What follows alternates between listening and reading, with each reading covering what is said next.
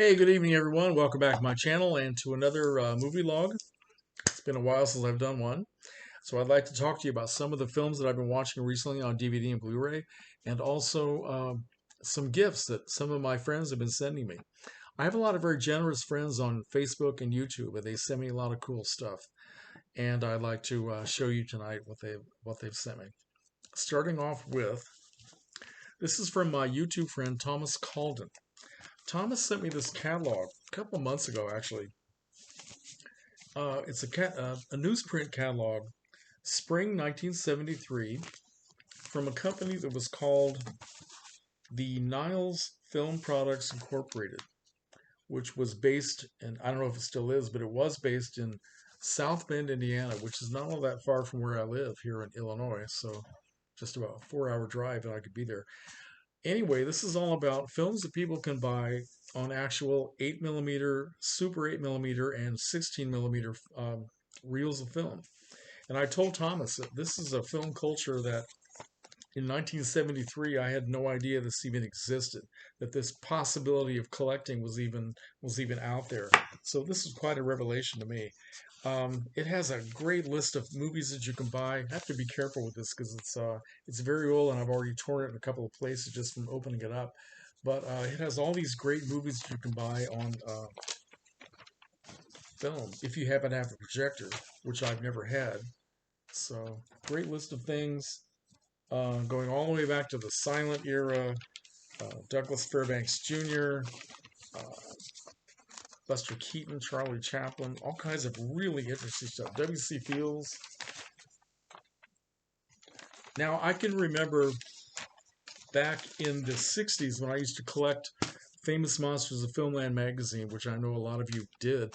And if you're that old, um, they used to have a lot of advertisements in the back pages where you could buy things, little novelty things like masks and posters, all kinds of cool stuff. And there was one page where you could buy excerpts from horror films. I can't remember now what they even were.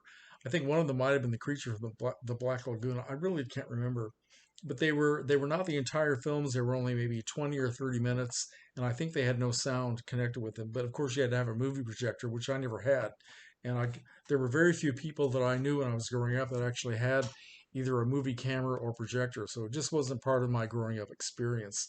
I would look at these things and think, wow, that'd be kind of nice to have, but I never really yearned for it. So I never went to my parents and said, please give me however much money it was so I could buy a projector and then collect these films. So this was something I had no idea this even existed. And see on the next to last page here, get this open without tearing it any more than I have. Yeah, I just tore it so apart. Sorry, Thomas. I keep tearing this page. Anyway, here's a movie projector you can buy for $315, and I wonder if that's still possible. I might write these people a check and see if I can get that projector.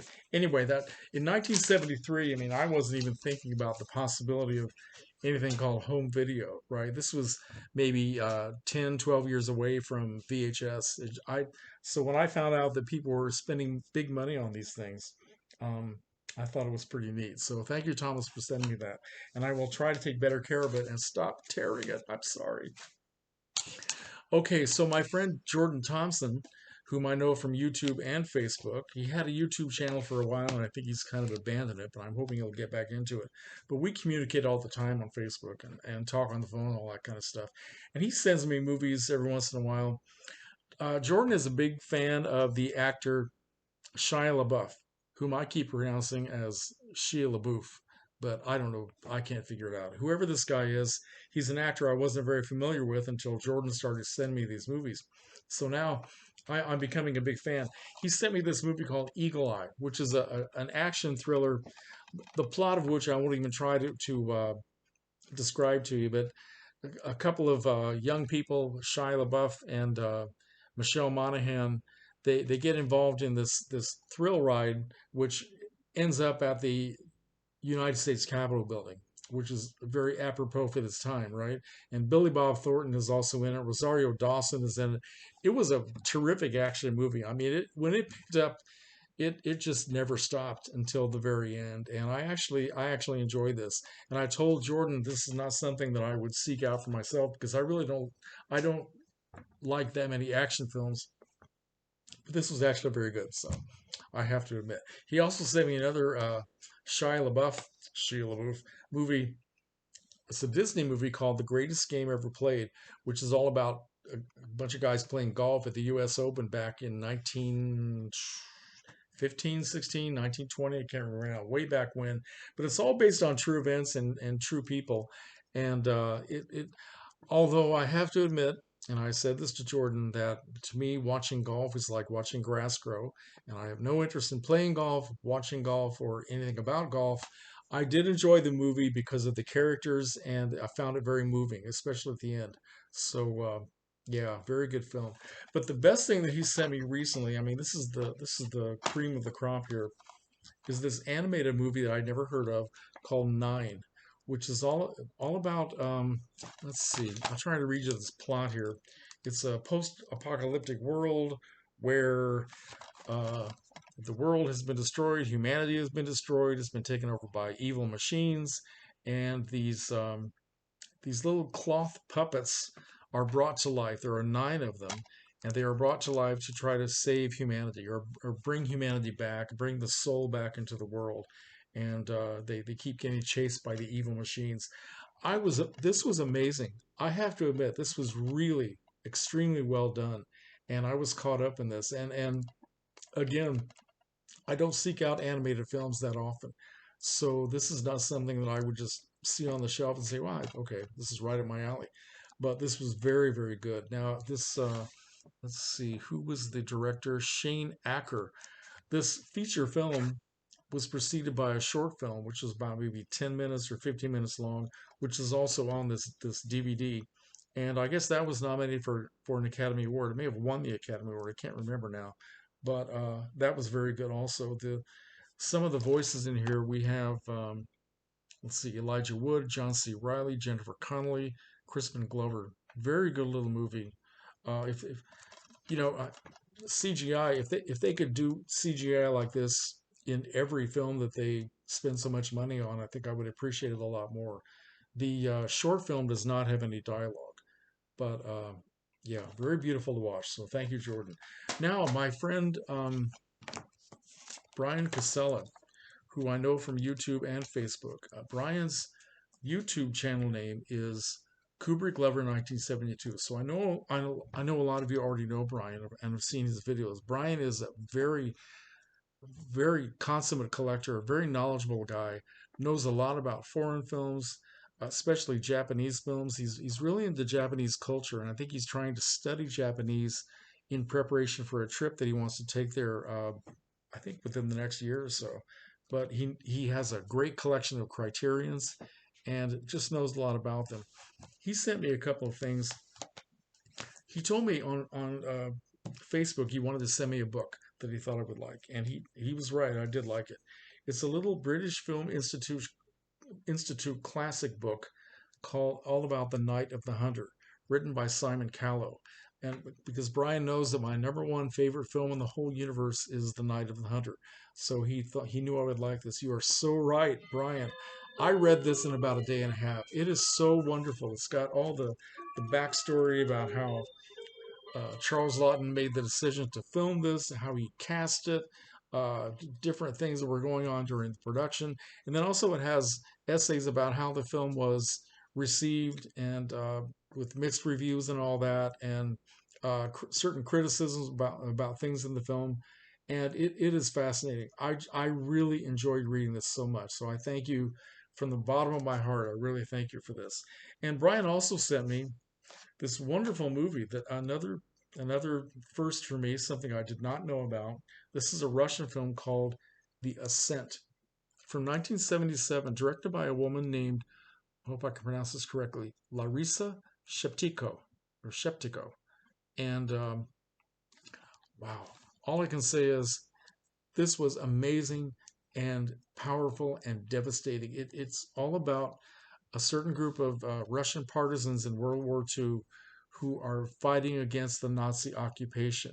And a couple of the men They leave their group. These people are out in the middle of the Russian winter, which is when it was actually filmed. I mean, the conditions under which this was filmed had to be just incredibly harsh, but they made a powerful movie. And they get separated from their group because they're looking for food to bring back to their friends. And they end up at a farmhouse where a woman is there with her two small children. And the Nazis come and they take the two men and the woman away from the house as prisoners, leaving the children there to die. And so they're brought to this place where they're tortured, they're questioned, and I won't tell you any more than that because it's just unbelievably heartbreaking. And I need to watch this again.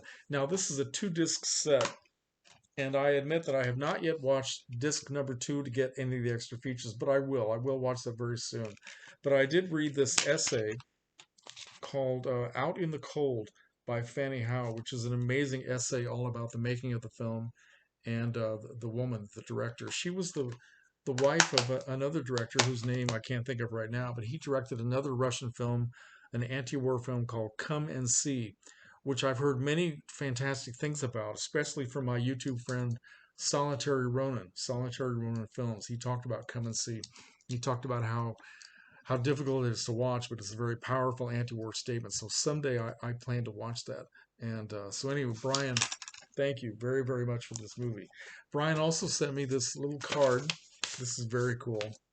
Okay, on the front we have Buddha, and on the other side we have Eraserhead. How cool is that? Wow. So Brian also sent me. This is a nice big package he sent me. He had a little box of shortbread cookies, which lasted about 2 days. Thank you, Brian, very much. Now, speaking of books and the British Film Institute classics, I also sent away for a couple of things from eBay. One of them was one of these BFI classic books, all about the movie Shadows, directed by John Cassavetes. I'm a big Cassavetes fan, and I love this movie. This is written by a guy named Ray Carney, who was one of the leading John Cassavetes scholars, and he probably knows more. He knew Cassavetes very well, interviewed him several times, and has written extensively about the man's films and about his career. And he was also featured in the movie A Constant Forge, which is included in the John Cassavetes box set, 5 films that you can get from Criterion. So this is a great book all about the making of Shadows. I also sent away at the same time for another book by Ray Carney, the films of John Cassavetes, Pragmatism, Modernism, and the movies. And this not only talks about Shadows, but it also talks about, let's see, Faces, Minnie and Moskowitz, A Woman Under the Influence, The Killing of a Chinese Bookie, and Love Streams, which is Cassavetes' final film. And Ray Carney is a great writer. He gets almost mystical when he talks about Cassavetes and his films, and just a powerful book to read, and I'm so glad that I got it. So now let me talk a little bit about some of the movies that I picked up recently at, are you ready? Dollar Tree, because like a lot of people on YouTube now, I can't seem to drag myself out of Dollar Tree. And they keep bringing all these big stacks of movies, some of which really are worth $1, and they're probably not very much more. But sometimes you find some very interesting things, such as The End of Violence. This is a movie that came out, I believe, in the 1990s. I'm not sure, but it's directed by Wim Wenders, of all people, at Dollar Tree. Wim Wenders. Now, of course, I have 2 other films by Wim Wenders. Paris, Texas, which I love, and The American Friend, which I also like very much. Not quite as much as Paris, Texas, but I do like it. So this is a film that I guess did not do terribly well. The End of Violence, starring Bill Pullman, Andy McDowell, Gabriel Byrne. And the plot is kind of convoluted. I'm not even sure I really understand what happens in this movie. It's kind of like watching The Big Sleep, you're not really sure what you're watching.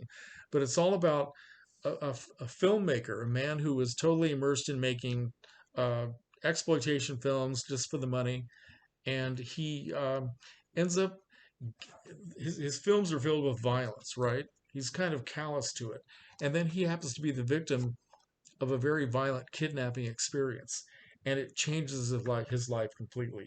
He's married to Andy McDowell, who is in the beginning of the film very unhappy with his total inattentiveness to her and obsession with his career, and is about to divorce him. And it's a fascinating little movie that I'm not sure if it really works all that well, but it's definitely worth checking out again. It has great visuals, like all of Vender's films do. So yeah, this is worth keeping and watching a second time.